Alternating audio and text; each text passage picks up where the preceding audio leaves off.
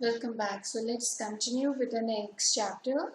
That is, I know why the caged bird sings.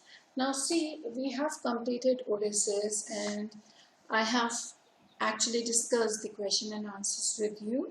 Now, I would like to start with a brand new chapter here. I know why the caged bird sings. And it's a beautiful poem written by Maya Angelou. See, I'll give you a short description. She has written about two types of birds. One, the caged ones, who are always bound, restricted.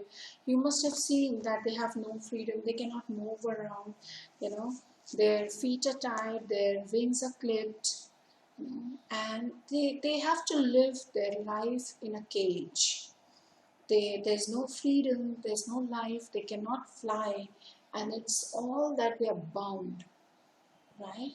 And on the other hand, we have free birds, right, who are free to roam around. They can fly in the sky, they can claim the sky, they can dip their wings in the sun rays, they can fly, you know, they have food to eat, they can just roam around. There's no foundations, there's no restrictions in their lives, right? So we have these two types of birds. Now, when Maya Angelou must have written this poem at that time, I hope you remember the part of slavery, the blacks and whites.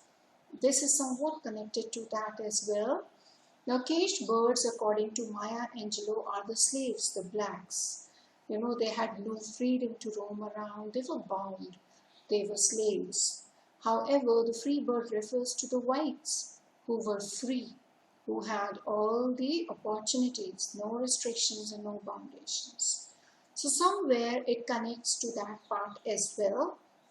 But right now we'll just take it as a beautiful poem where she talks about two types of birds. One, the caged ones, and another, the free birds.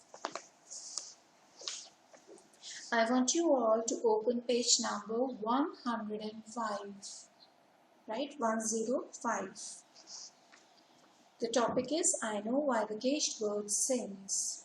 Maya Angelou was an American poet and writer.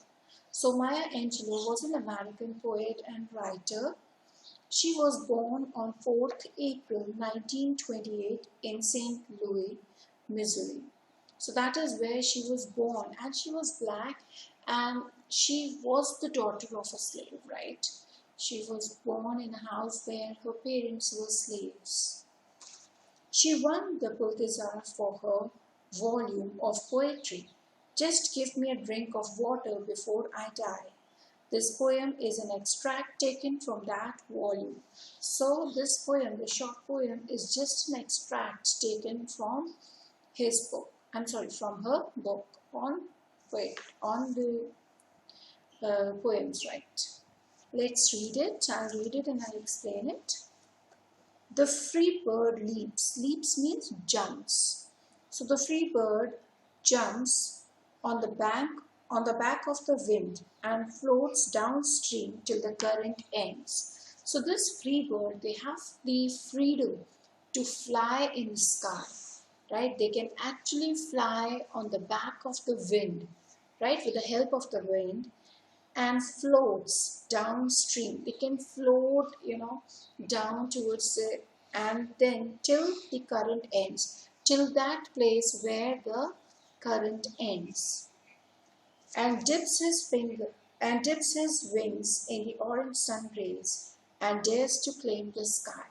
And these birds, they can actually dip their wings into the orange sun rays, means when they sun, they can fly, in the sunlight, in the sunshine, and they dare to claim the sky.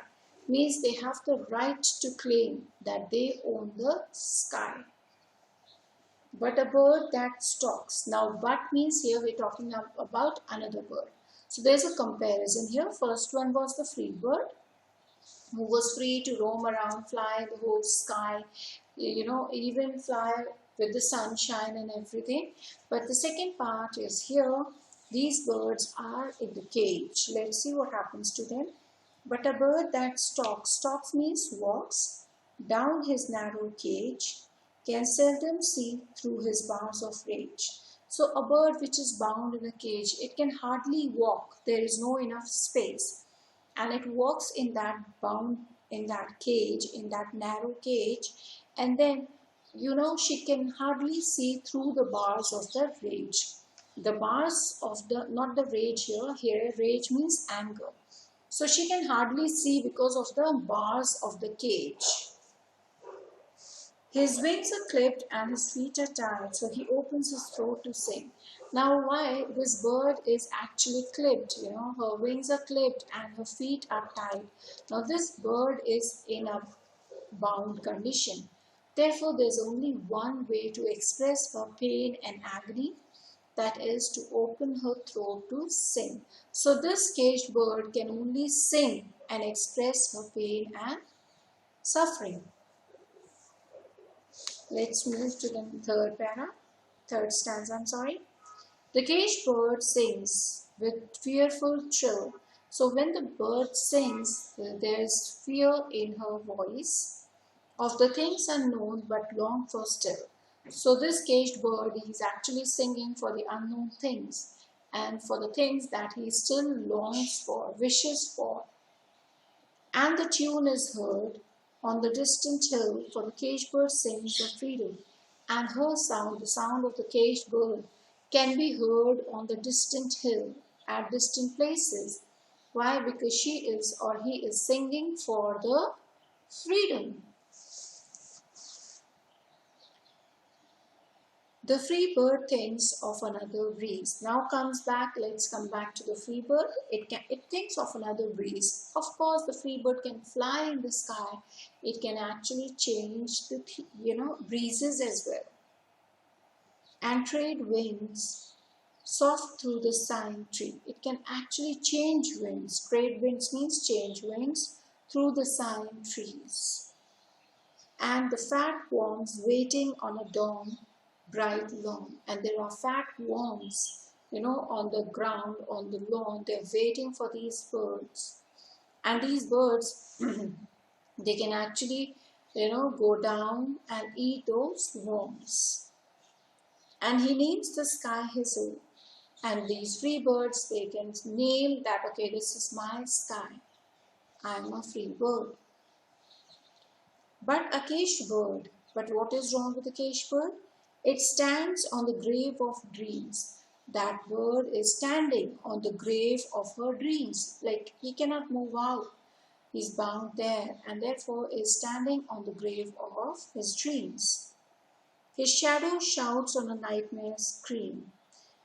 And even the shadow of this bird screams. Why? Because of the nightmares. His wings are clipped and his feet are tied, so he opens his throat to sing.